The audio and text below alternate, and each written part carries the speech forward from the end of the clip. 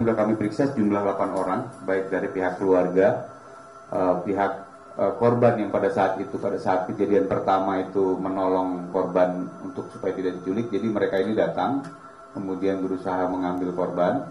Tapi sebelumnya warga sekitar toko itu coba memberikan perlawanan. Nah, itu ada 3 orang yang kita periksa, keluarganya, kemudian saksi-saksi lain yang dalam proses penculikan dan pemerasan ini menjadi korban. Ada satu juga korban yang diculik. Sebenarnya yang diculik itu 2 orang, tapi yang satu di Cikeas atau ya di sekitar tol Cikeas itu dia dilepas.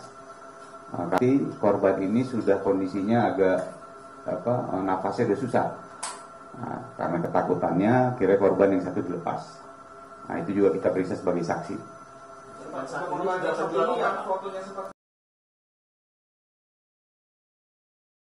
Itu tidak ada kaitannya dengan kejadian ini. Oh, berarti yang video viral jadi konfirmasinya yang pundaknya dilucuti itu bukan korban ya? Bukan. Itu bukan salah satu dari saksi maupun korban.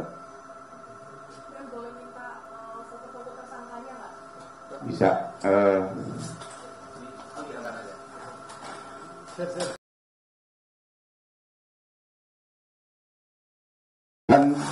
Ulangi, tersangka atas nama Praka J.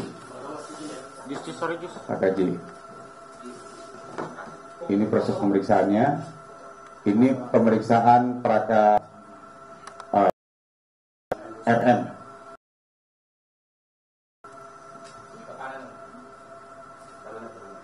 Ini AS.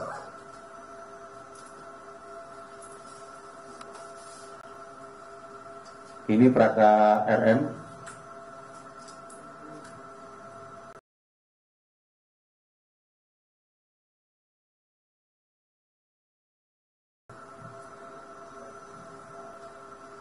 Praka J.